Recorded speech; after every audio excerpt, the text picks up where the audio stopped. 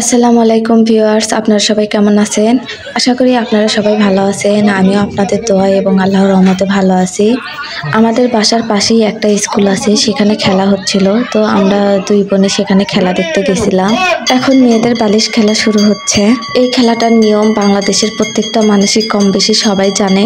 তারপরেও বলতেছি, যতক্ষণ ঘন্টা বাজবে ততক্ষণ বালিশটা সবার কাছেই ঘুরতে থাকবে।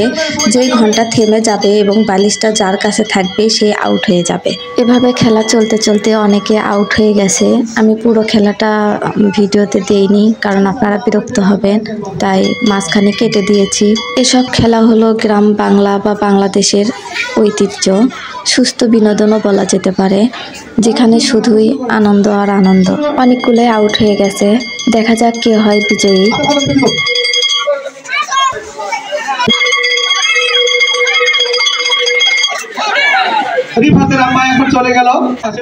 খেলার শেষ মুহূর্তে এখন মাত্র 3 জন আছে, দেখা যাক কি হয়।